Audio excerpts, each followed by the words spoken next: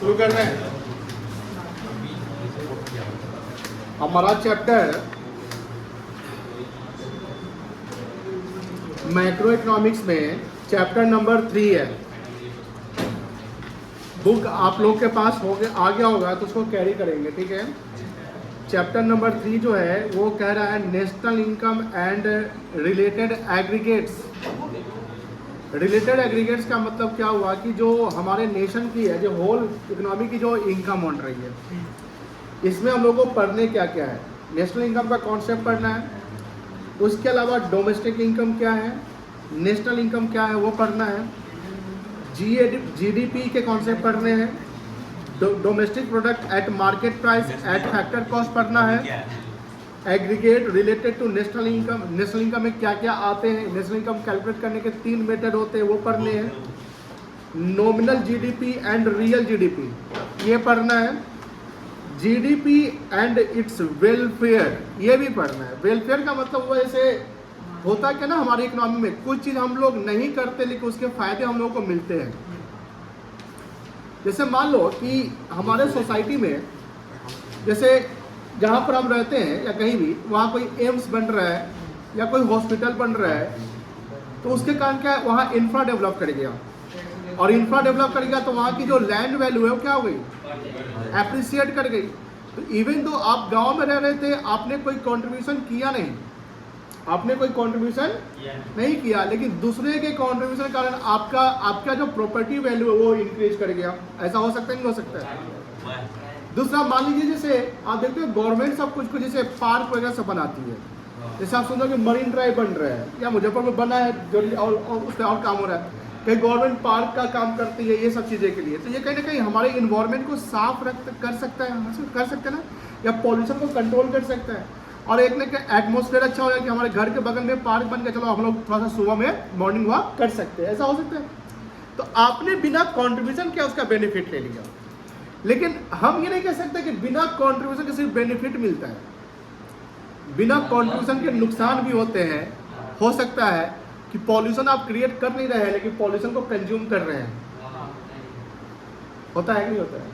आप मान लीजिए आप में से बच्चे सब साइकिल से आते हैं, अब आप साइकिल से आते हैं तो पॉल्यूशन तो क्रिएट नहीं कर रहे हैं, बट कहीं गुमटी बंद है तो वहाँ पर कोई ऑटो वाला गाड़ी मतलब स्टार्ट करके रोके हुआ है, कोई बाइक वाला जा रहा है उसका वो मतलब कि प्रॉपर धुआं निकल रहा है ट्रक वाले की, तो वो पॉल्यूशन इन्वायरमेंट में फैल रहा है ना। वो पॉल्यूशन आप क्रिएट नहीं कर रहे बट आपको भी तो उसके इम्पैक्ट पड़ रहे हैं। यही कहलाता है वेलफेयर। तो उस वेलफेयर को कहते हैं एक्सटर्नलिटीज। एक्सटर्नलिटीज का मतलब होता है बाहरी कारणों से हम पे प्रभाव पड़ता है, मतलब कि हमारा अपना कोई कॉन्ट्रीब्यूशन नहीं है, दूसरे के कॉन्ट्रीब्यूशन के कारण हमें पॉजिटिव इंपैक्ट भी मिल रहे हैं और निगेटिव भी मिल रहे हैं। That is called externalities. जैसे मान लो कि कोई वार का सिचुएशन आ जाता है, तो वार का सिचुएशन किसी के घर में मान लो कि गैस सिलेंडर फट गया और उसके घर में गैस फट गया तो बगल वाले को भी तो परेशानी हो सकती है। चलिए, तो ये सब में हम लोग को पढ़ना है। तो पहले हम लोग कॉन्सेप्ट डिस्कस करेंगे नेशनल इनकम। नेशनल इनकम में दो चीज याद रखिएगा, एक रेसिडेंट कमाना मतलब कि नेशनल रेसिडेंट होना चाहिए। कौन होना चाहिए? नेशनल रेसिडेंट, यानी normal resident of a country. अगर इंडिया की बात करते हैं कि इंडिया में नेशनल इनकम अगर कैलकुलेट करेंगे तो वो इंडियन रेसिडेंट होना चाहिए। अब आपका सवाल होगा कि सर इंडियन सिटीजन और इंडियन रेसिडेंट सेम है कि अलग अलग हो सकता है? देखिए, इंडियन सिटीजनशिप की बात करता है। सिटीजनशिप होता है कि जब लंबे समय से आप रहते हैं तो आप सिटीजनशिप ले लेते हैं। बहुत सारे फॉरेन प्लेस वालों या फॉरेन पर्सन 1 साल से यहाँ रह रहे हैं मान लो, या 2 साल से रह रहे हैं, बट वो सिटीजनशिप इंडिया का नहीं लिए हुए। इवन तो वो इंडिया का सिटीजनशिप नहीं लिए हुए बट वो इंडियन रेसिडेंट कहलाएंगे। इंडियन रेसिडेंट कैलकुलेट करने के लिए हमको उस साल का इम्पैक्ट देखना है कि उस साल जो प्रीवियस ईयर हो गया उस साल वो कितना समय वो इंडिया में रिसाइड किया है। मान लो विराट कोहली पूरे 2 साल तक इंडिया नहीं रहता, वो 2-4 दिन के लिए आता है फिर चल गया, तो वो इंडियन रेसिडेंट नहीं कहलाए क्योंकि वो इंडिया रिसाइड नहीं किया। बट इसका मतलब ये नहीं है कि Virat Kohli citizen of India नहीं है। Virat Kohli citizen of India है।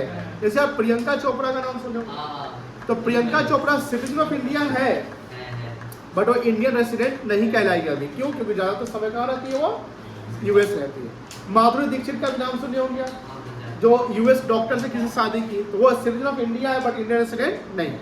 अब अक्षय कुमार का नाम सुने होंगे, अभी हाल फिलहाल में अक्षय कुमार का न्यूज देखे होंगे कि अक्षय कुमार ने सिटीजनशिप इंडिया का ले लिया, लेकिन जब वो नहीं लिया हुआ था तो वो सिटीजन ऑफ इंडिया। सर इसका फर्क क्या है? सर इसका फर्क ये है कि आप इंडिया में वोट नहीं कर सकते, जब तक आप सिटीजन नहीं आप वोट नहीं कर सकते। लेकिन अक्षय कुमार इंडिया रिसाइड कर रहा था तो इंडियन रेसिडेंट कहलाएगा। सर इसका इम्पैक्ट ये है कि जो इंडियन रेसिडेंट है, अगर कोई फॉरेन पर्सन पूरे साल भर इंडिया रह जाता है या 2-4 महीना नहीं, मतलब 8-10 महीना रह गया, उसको इंडिया अच्छा लग गया, इंडिया में रहता है, ऐसा हो सकता है नहीं हो सकता? बहुत लोग हैं ऐसे, तो वो इंडियन रेसिडेंट उस साल के लिए कहलाएंगे, इवन तो वो सिटीजन ऑफ इंडिया नहीं कहलाएंगे। सिटीजनशिप उनको नहीं मिला हुआ है बट रेसिडेंट का मतलब क्या हुआ? जो रिसाइड करता है।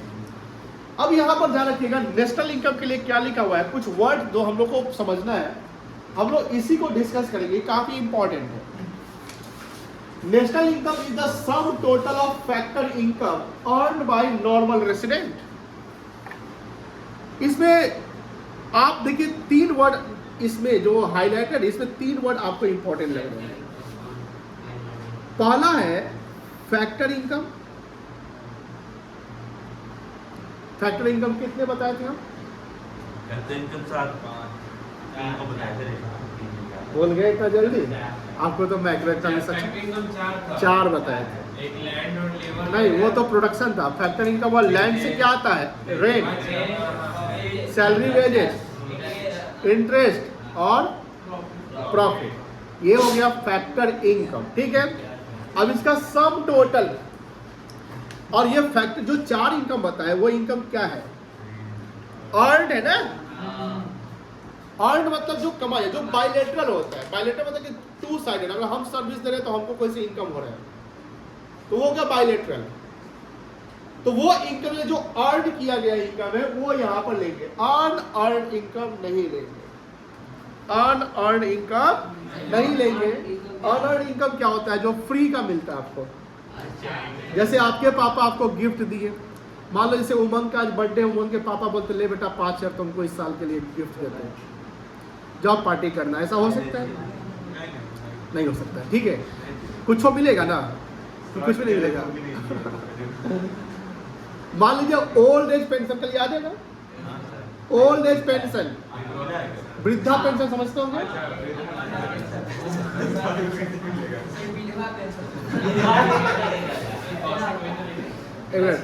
विधवा पेंशन मिलता है।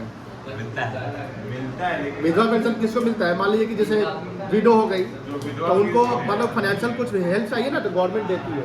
अब देखिए प्लीज, ओल्ड एज पेंशन या विडो पेंशन है वो अनअर्न्ड इनकम है, यानी जो वृद्ध को, वृद्ध समझ गए ना, उनको पैसा मिलता है या विडो को पैसा मिलता है, तो वो नेशनल इनकम का पार्ट नहीं है, क्योंकि उनका कमाया हुआ है। अभी बोलने थे ना, बोलने दे आपसे बोल भी नहीं भैया आज तक नहीं चल रहा है जो डिबेट करने लगते हैं, सुधांशु मत बनिए, बैठिए। हाँ, एक होता है रिटायरमेंट पेंशन। तो रिटायरमेंट पेंशन, कहीं आप जॉब कर रहे थे, आपने अपने लाइफ का बहुत सारा पार्ट आपने वहाँ पर कंट्रीब्यूट किया, आप वहाँ से रिटायर कर गए, तो कहीं ना कहीं कंपनी को ग्रो करने में आपका भी कंट्रीब्यूशन था, तो कंपनी आपका ध्यान रखने के लिए बोलते कि ठीक है। पेंशन में एक होता है कम्यूटेड पेंशन, होता है एक अनकम्यूटेड। कम्यूटेड होता है एक बार ही सारा पेंशन उठा लीजिए, ऐसा भी होता है। जब आप रिटायर करते हैं तो कंपनी आपको ऑप्शन देती है कि पूरा पेंशन एक बार ले लीजिएगा क्या। तो आप देखो जनरली लोग क्या कहते हैं कि रिटायरमेंट के बाद तो काम नहीं रहेगा, मान लो पूरा पेंशन ले लेंगे तो कहीं ना कहीं पैसा हमारे पास एक बार आ जाएंगे, तो हो सकता है खत्म हो जाए या खर्च हो जाए किसी भी कारण से, या मान लो कि बाल बच्चा ले ले, तो वो इंसान क्या सोचेगा कि नहीं हमको मंथली पेंशन दे दीजिए, हमको मान लो कि 25% पेंशन दे दो अभी, और जो 75% है वो मंथली करके देते रहो। तो बताइए रिटायरमेंट पेंशन जो आपने काम किया था उसी का ना कैलकुलेशन करके आपको पेंशन बन रहा है। क्या रिटायरमेंट पेंशन सबको सेम मिलता है? नहीं। लेकिन ओल्ड एज पेंशन तो जनरली सबको मिलता होगा सेम ही। तो रिटायरमेंट पेंशन आपके पोस्ट के अनुसार, जो पोजीशन से आप रिटायर करते हैं उसके अनुसार पेंशन। तो रिटायरमेंट पेंशन क्या कहलाएगा? अर्न कहलाएगा कि unearned? Earn. Sorry, enemy, alumni alumni पे नहीं मिलेगा। अब मान लो कि जैसे चहल दिया अपनी वाइफ को, मतलब एक्स वाइफ को, तो चहल के द्वारा पैसा कमाया गया था, सुनिए ध्यान से। मान लो कि बीसीसीआई ने चहल को दिया पैसा, ठीक है, बीसीसीआई ने चहल को 10 करोड़ दिया, तो बीसीसीआई के द्वारा दिया गया पैसा चहल को, चहल के लिए अर्न इनकम कहलाएगा। ये फैक्टर इनकम है, सैलरी एंड वेजेज में आ जाएगा, बोलो हाँ। तो ये नेशनल इनकम में 10 करोड़ चला जाएगा, ठीक है। लेकिन उसमें से चहल ने अपनी एक्स वाइफ को 4.5 करोड़ दे दिया, तो धनुश्री जो धनश्री या धनुश्री है, क्या उसके लिए अर्न इनकम कहलाएगा? नहीं सर, नहीं कहलाएगा। मिला फ्री में। समझ गए? तो यहाँ क्या लिखता है, बाबा please, the national income is the sum total of factor income earn by, यहाँ पर वर्ड क्या लिखा हुआ है? Normal resident. अब उत्कर्ष सीधा बैठ, नॉर्मल रेसिडेंट जो पैसा कमाएगा वो in India plus outside India दोनों जगह से कमा सकता है। तो नेशनल इनकम में कहीं से भी पैसा आप कमा रहे हैं, विद इन डोमेस्टिक टेरिटरी या आउटसाइड डोमेस्टिक टेरिटरी, सब पैसा यहाँ पर इंक्लूड हो जाएगा। Of a country during the period of accounting year, this definition of national income convey 2 important points. पहला, national income includes the factor income only. इसमें क्या आता है? फैक्टर इनकम, यानी नॉन फैक्टर इनकम जो है वो नहीं आएगा। National income includes income of only normal residents of a country. किसका पैसा लेंगे हम? कौन कमाएगा? Normal resident of a country. कोई दिक्कत नहीं है। अब यहाँ पर देखिए ध्यान से, फैक्टर इनकम हमने बताया, कितने फैक्टर इनकम बताया? 4। पहला क्या बताया? रेंट, लैंड से आएगा, बोलो हाँ आएगा। वेजेस सैलरी, लेबर से आएगा। इसमें कॉम्पनसेशन तो अलग था। एक आ गया इंटरेस्ट, जो आपके इन्वेस्टमेंट या कैपिटल से आएगा। और चौथा क्या हो गया आपका? प्रॉफिट, जो आप अपना बिजनेस में आप अपना कॉन्ट्रीब्यूशन किए हुए हैं उससे प्रॉफिट क्रिएट कर रहे हैं। This is the factor income. कोई दिक्कत नहीं है, क्लियर है? चलिए इसको नोट डाउन करेंगे। ये सब नोट किए थे जो कल लिखवाए थे? नहीं नोट किए थे, वेरी गुड। तो यहाँ पर क्या है? Factor income earned by resident individual during one accounting year within economic territory as well as from rest of world. अब यहाँ पर याद रखो, फैक्टर इनकम 4 है, वो आपको लिखवा देते से।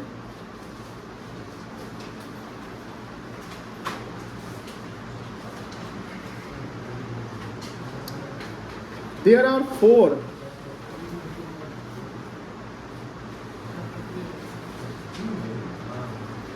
factor income. Rent, leak,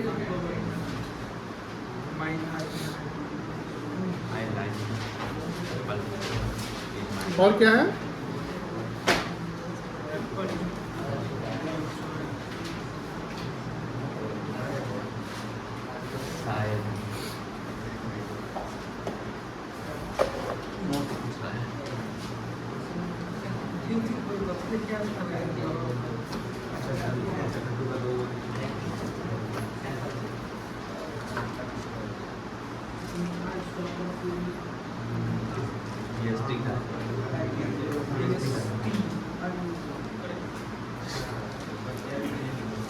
Only the earned income will be the part of national income.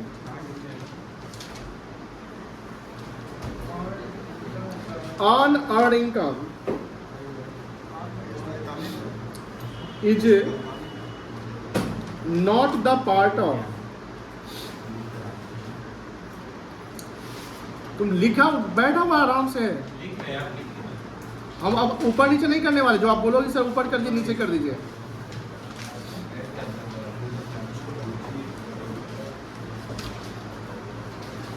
Unearned income national income का पार्ट नहीं होगा। एग्जाम्पल्स ऑफ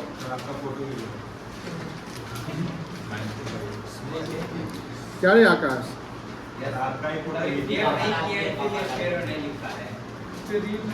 क्या क्या है अनअर्न्ड इनकम का एग्जाम्पल बताओ?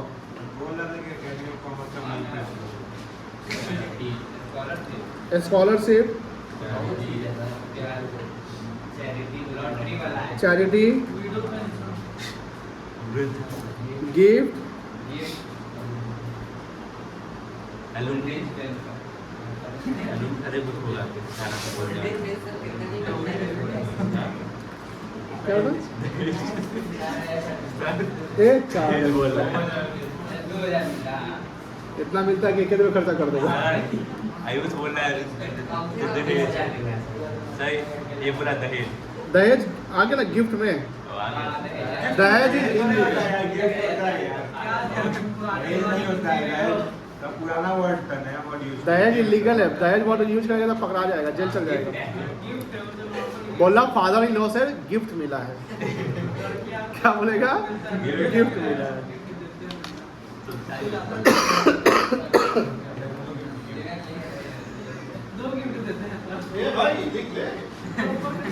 अरे आप गलत जगह पे ले आके छोड़ दिए। यूज कर दो ठीक। हाँ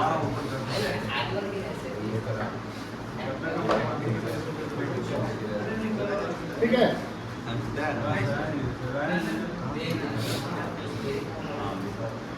तो लिखे होते करने के लिए प्रिंट कर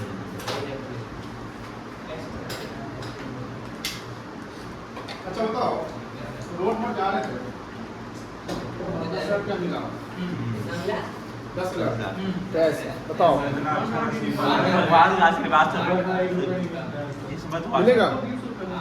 होगा but finder of lost money earn earned है, क्योंकि जिसका गिरा होगा वो तो कमाया होगा, वो तो उसके तो जुट ही गए होंगे। लॉटरी इनकम, हाँ सर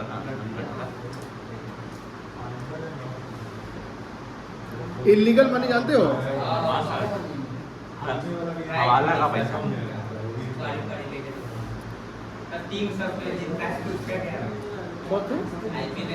वो सब नहीं, वो सब लीगल है, सरकार अलाउ की हो तो लीगल है ना। अरे भाई जान सबका छूटा हुआ है। लेकिन रुक जाएगा बोला आपसे हाँ चलो ये सब लिख लिए। और क्या हो सकता है? रेमिटांस फ्रॉम रिलेटिव कह सकते हैं। रेमिटांस मतलब होता है ट्रांसफर।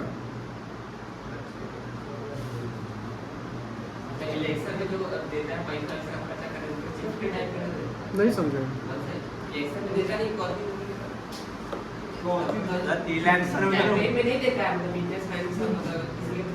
नहीं, वो कॉर्पस, वो बॉन्ड होता है, वो बिजनेस के लिए जुड़ जाएगा, इलेक्ट्रोल बॉन्ड कहलाता है। अलग से आप पैसा दे रहे हैं, मतलब कि टेबल के नीचे से दे रहे हैं, जिसको ब्राइब या ऐसे कह सकते हैं, तो वो नेशनल इनकम नहीं, जिसका हम प्रॉपर कैलकुलेशन नहीं कर सकते। मान लो कि हाउसवाइफ घर पे काम करती है, तो उनका आप सैलरी कैलकुलेट कर सकते हैं क्या? हाँ, अनअर्न्ड इनकम जो अगर अनडिस्क्लोज है, सरकार को पता चल जाएगा तो टैक्स लग जाएगा। जैसे मान लीजिए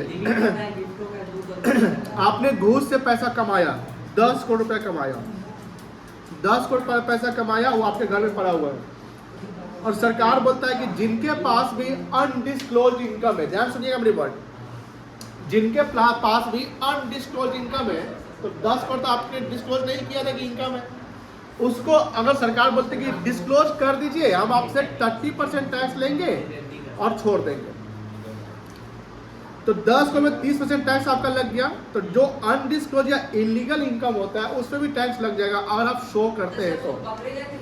नहीं, सिंपल सी बात है, इनकम टैक्स रिटर्न जब हम फाइल करते हैं तो उसमें इलीगल का एक कॉलम रहता है, इनकम फ्रॉम इलीगल वे, लेकिन कोई दिखाता नहीं है। नहीं, कोई दिखाता नहीं है, क्यों दिखाएगा? और तुम घूस कमा रहे तो बोलो सरकार को, हम देखिए ब्राइब से कमाए, सरकार निकाल इसको, मेरी बात समझ रही है? वो कब होता है? जब आपके यहाँ छापा पड़ गया। अब छापा पड़ गया, पता चला कि तो 10 करोड़ कैश रखे हुआ है, 5 किलो सोना रखा हुआ है, अनडिस्क्लोज है ना, सरकार उसका कैलकुलेशन कर लेगी। हाँ,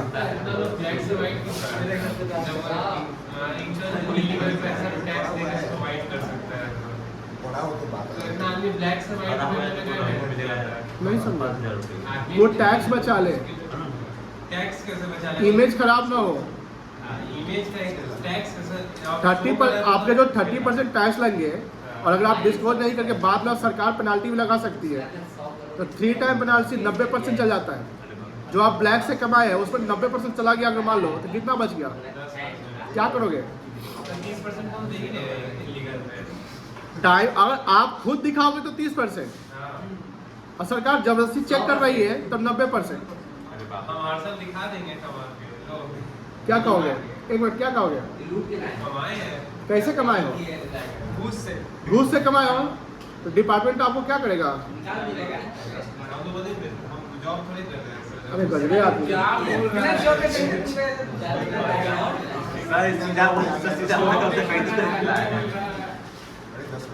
चलिए ये समझ गए, अर्न एंड समझ गए बेटा।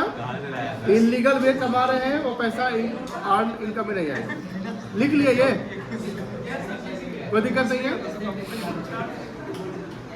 हाँ, एक और नॉर्मल रेसिडेंट है ना,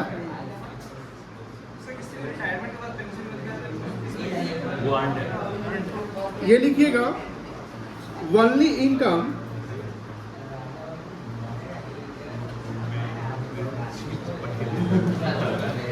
earned by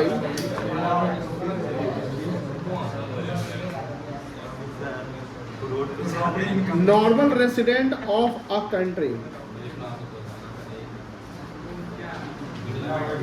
सर रोड पे जा रहे हैं, कोई सीधा सकते कोई ओवर साइड का हुआ चोरी ये सब पट्टी कर दी भाई।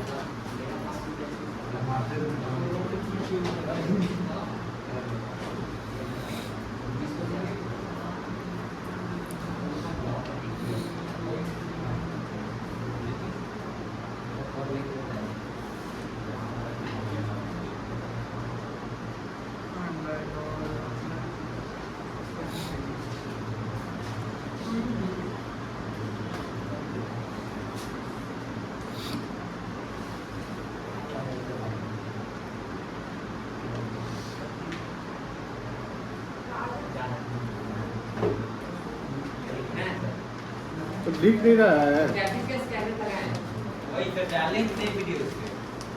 व्हाट्सएप का।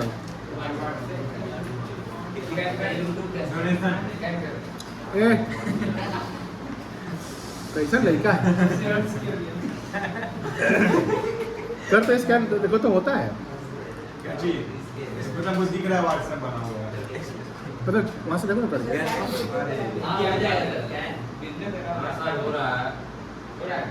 सर दूर से ही पकड़ लिया है बहुत तेज है। That's the Deepu sir। हाँ सर, आपको नंबर है सर? ये कर दो। हाँ?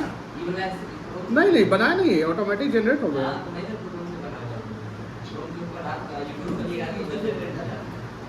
खुल गया सर। इसलिए लिंक डाल दिए हैं। क्लासरूम का भी लिंक डाल देंगे क्या?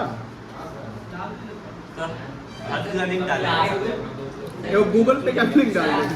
ये जो पीडीएफ बनेगा उसको तो क्लासरूम में से पीडीएफ हाँ नहीं, ये भी हो सकता है कि मान लो कि कोई दोस्त अपने दूसरे फ्रेंड को सेंड कर दिया।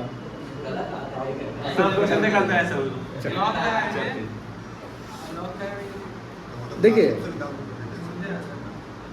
हाँ फैक्टर, जैसे मान लो यहाँ एग्जांपल समझो,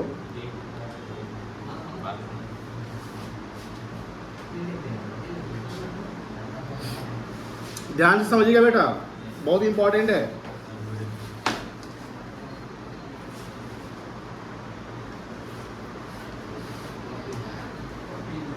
कपिल शर्मा को जानते हैं?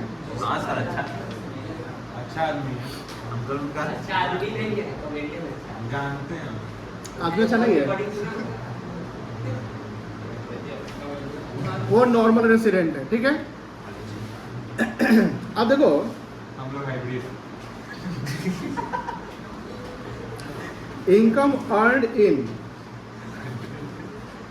इंडिया कितना कमा सकता है कपिल शर्मा एक साल में? सर 20 करोड़ 20 करोड़ 100 करोड़ कमा लेगा। 100 करोड़ 100 करोड़ बहुत बोल दिए क्या? 50 करोड़।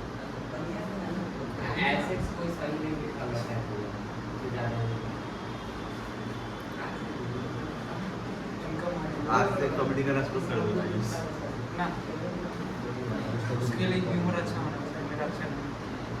तुम्हारा क्या अच्छा है? फैक्टर इनकम फ्रॉम है, देखो यहाँ वर्ड क्या लिखा हुआ है, अब्रॉड फ्रॉम एब्रॉड, बात तो करके फ्रॉम टू एब्रॉड और फ्रॉम एब्रॉड सेम है, क्या अलग अलग होगा? टू एब्रॉड की एब्रॉड को जाएगा, तो यहाँ कोई विदेशी कमा कर पैसा ले गया तो उसको टू एब्रॉड कहेंगे, और इंडियन बाहर से कमा के ले आया तो फ्रॉम एब्रॉड कहेंगे। मान लो कि 10 करोड़ कमाया, ये टोटल कितना हो गया? अब देखो ध्यान से, बहुत ध्यान सुनिएगा, ₹10 crore is factor income from, अब ये वर्ड अगर factor income factor income from abroad लिखा रहा है, ध्यान सुनिएगा बेटा, आप लिखिए नहीं, अभी समझिए। अगर ये word factor income from abroad लिखा रहे हैं तो इसका डीम्ड मतलब है कि एब्रॉड से पैसा कमा के लाया गया है। तो एब्रॉड से पैसा कमा कर लाया गया है तो लाने वाला कोई रेसिडेंट ही होगा। सर रेसिडेंट में सिर्फ इंडिविजुअल होगा कि कंपनी भी हो सकता है? कंपनी भी हो सकता है, गवर्नमेंट भी हो सकता है। गवर्नमेंट नहीं कमाया, गवर्नमेंट के अपने फॉर बिजनेस बाहर में है, गवर्नमेंट के कई बिजनेस में इन्वेस्टमेंट है, किसी कंट्री को लोन दिया, उसे इंटरेस्ट मिल रहा है, हो सकता है। गवर्नमेंट की कंपनी है, उससे प्रॉफिट आ रही है, हो रही है, हो सकता है। Factor income from abroad, normal resident जब वर्ड यूज होता है तो नॉर्मल रेसिडेंट में सिर्फ और सिर्फ कोई नेचुरल पर्सन नहीं होगा, नॉर्मल रेसिडेंट में कंपनी, इंडियन कंपनी भी आ जाएंगी। मतलब कि सर हमारे देश में जो रह रहे हैं, जो इनकम जनरेट करते थे, इनकम जनरेट सिर्फ नेचुरल पर्सन होता है, कंपनी नहीं होता है। कंपनी भी तो होता है, चाहे वो गवर्नमेंट कंपनी हो या प्राइवेट कंपनी हो। तो ये सारे जो मान लो कि विदेश में कोई सर्विस दिए, हमने पढ़ाया था ना कि गुड्स एंड सर्विस, तो विदेश में आपने सर्विस दिया या विदेश में आपने एक्सपोर्ट किया, तो एक्सपोर्ट करेंगे आप या सर्विस प्रोवाइड करेंगे तो वहां से आपको फंड मिलेगा। वो फंड फिर आप कहाँ लेकर आओगे? टैक्स काटने के बाद यहाँ ले आओगे। तो that will be called the factor income from, और फॉर फैक्टर इनकम कितने हैं? 4। मान लो विदेश में आपका प्रॉपर्टी है, उसे रेंटल इनकम आ रहा है तो रेंट हो गया।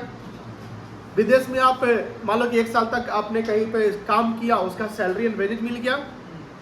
विदेश में आपने मान लो कि इन्वेस्टमेंट किया है, कैपिटल लगाया, उसे इंटरेस्ट मिल रहा है, डिविडेंड मिल रहा है। विदेश में मान लो कि आपका कोई ब्रांच है, क्या है? ब्रांच, या स्टार्टअप किए हुए हैं, स्टार्टअप के ब्रांच वहां से प्रॉफिट जनरेट कर रहे हैं, कंसल्टेंसी सर्विस दे रहे हैं, हो सकता है ना सर, उसे आपको प्रॉफिट मिल रहे हैं। तो profit, interest, rent and salary wage the 4 factor income. वो कहां से आ रहा है? विदेश से आ रहा है। तो कमाने वाला कौन होगा? नॉर्मल, बोलो बोलो, नॉर्मल रेसिडेंट। तो नॉर्मल रेसिडेंट 2 जगह से पैसा कमाएगा, within domestic territory as well as from rest of world, या आउटसाइड डोमेस्टिक टेरिटरी। तो जो आउटसाइड डोमेस्टिक टेरिटरी करवा रहा है उसको बोलेंगे फैक्टर इनकम फ्रॉम एब्रॉड। तो ये जो 10 crore factor income from abroad है, ये will be the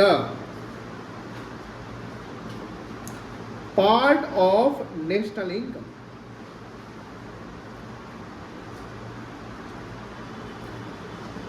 But it will not be the part of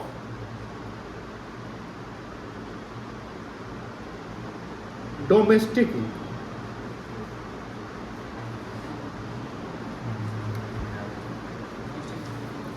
domestic income का मतलब हुआ with in domestic territory of a country कमाने वाला पैसा ही डोमेस्टिक इनकम का पार्ट होगा। जैसे आप जीडीपी सुनते हैं, आप क्या सुनते हैं? जीडीपी। जीडीपी किसी नेशन का अगर हम कैलकुलेट करते हैं, जीडीपी की जो बात होती है तो जीडीपी नेशन का होता है कि इंडिया में क्या बन रहा है, क्या कमाया हो रहा है। मान लो कि फॉरेन कंट्री के कंपनी, फॉरेन कंपनी से इंडिया बिजनेस कर रही है, इससे भारत सरकार को भी तो फायदा होगा, भारत में एम्प्लॉयमेंट जनरेट होगा, ये इंडिया का जीडीपी क्या होगा, बढ़ेगा। आप सुनोगे कि एफडीआई आया इंडिया में, फॉरेन इन्वेस्टमेंट दो प्रकार से इंडिया में आता है, एक आता है बिजनेस के थ्रू जिसको एफडीआई कहते हैं, बउआ फोकस करो, एक होता है शेयर के थ्रू पोर्टफोलियो जिसको एफआईआई कहते हैं, क्या कहते हैं। तो उनके पैसा यहाँ आने से इंडिया में इकोनॉमी क्या होगा, एक्सेलरेट करेगा, तो इंडिया का जीडीपी बढ़ेगा। तो जीडीपी पे जब फोकस करेंगे तो जीडीपी का मतलब डोमेस्टिक टेरिटरी की बात, यानी land of a country, land of a country, चाहे कोई कमा ले। इंडिया में आईपीएल हो रहा है, समझो ध्यान से। अब आईपीएल में फॉरेन प्लेयर्स है, वो नॉन रेसिडेंट हो गए, नॉन रेसिडेंट इनकम अर्न कहां कर रहा है, विद इन डोमेस्टिक टेरिटरी। तो ये देखो ध्यान से, ये पैसा कहां जाएगा, विदेश में। तो उसको कहेंगे factor income to abroad. But factor income to abroad कमाने वाला पर्सन नॉन रेसिडेंट है, कौन है, तो नॉन रेसिडेंट पैसा कमाया तो नेशनल इनकम में नहीं जाएगा क्योंकि रेसिडेंट नहीं है। नेशनल इनकम के लिए एक इंसान होगा, मतलब कि एक होना चाहिए कौन, नॉर्मल रेसिडेंट। नॉर्मल रेसिडेंट कहीं से कमा ले, मंगल से कमा ले, चांद से कमा ले, पाताल से कमा ले, देश से कमाए, विदेश से कमाए, कहीं से कमाए, मंगल से कमाए, वो क्या हो गया, नेशनल इनकम। लेकिन डोमेस्टिक इनकम का जब हम मतलब समझेंगे तो डोमेस्टिक इनकम में भी एक चीज याद रखिएगा, डोमेस्टिक टेरिटरी। डोमेस्टिक इनकम के लिए क्या याद करेंगे, डोमेस्टिक टेरिटरी, चाहे कोई कमा ले, कोई कमाए, यानी रेसिडेंट कमाए, नॉन रेसिडेंट कमाए, कमा कहाँ रहा है, डोमेस्टिक टेरिटरी में अगर कमा रहा है तो वो डोमेस्टिक इनकम का पार्ट होगा।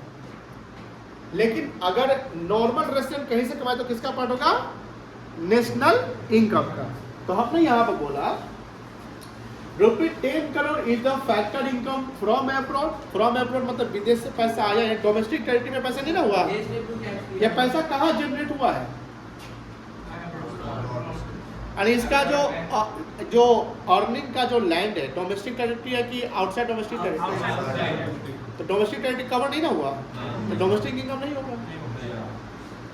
ठीक है, डोमेस्टिक टेरिटरी कवर नहीं ना हुआ। यहाँ पे हमने क्या बोला, डोमेस्टिक इनकम के लिए पैसा कोई कमाए, कहाँ कमाए, डोमेस्टिक टेरिटरी में कमाए, पैसा कोई कमाए, डोमेस्टिक टेरिटरी में कमाए तो किसका पार्ट होगा, डोमेस्टिक इनकम का। तो यहां बात होती है कि पैसा तो कमाया नॉर्मल रेसिडेंट, लेकिन पैसा डोमेस्टिक टेरिटरी में नहीं कमाया, वो आउटसाइड डोमेस्टिक टेरिटरी कमाया। तो कमाने वाला था नॉर्मल रेसिडेंट, वो पैसा इंडिया लेकर आया तो वो किसका पार्ट हो जाएगा, नेशनल इनकम का पार्ट। तो यहाँ लिखता है कि factor income from abroad will be the part of national income but it will not be the part of domestic income. क्यों नहीं होगा, बिकॉज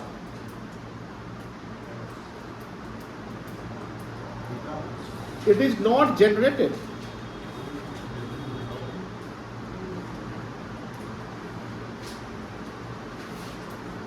within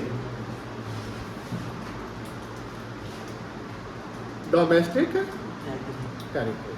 कोई दिक्कत, यहां तक नोट करिए और डिफरेंशिएट करेंगे अभी।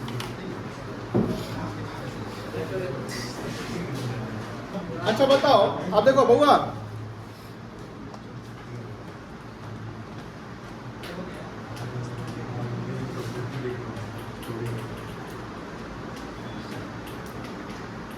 नेशनल इनकम के लिए क्या कीवर्ड याद रखिएगा,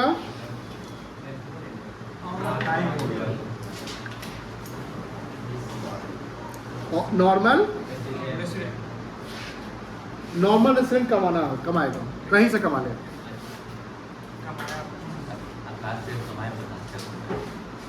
इंडिया में सिटीजनशिप के लिए क्या करना होता है, कितना साल रहना होता है, उसके क्राइटेरिया है। इसमें तो सुना है कि 50 मिनट में दे रहा है, कार्ड लाया सर इंडिया में सर 5 साल रहना पड़ता है, उससे क्राइटेरिया है, क्राइटेरिया हमको पूरा पता नहीं है। तुम्हारे माता पिता इंडिया में रहते हैं,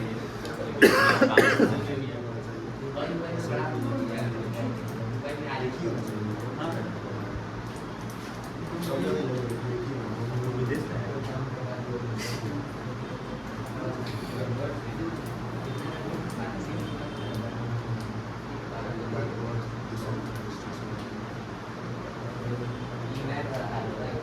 तो आधार कार्ड बनाने से इंडियन हो जाता है।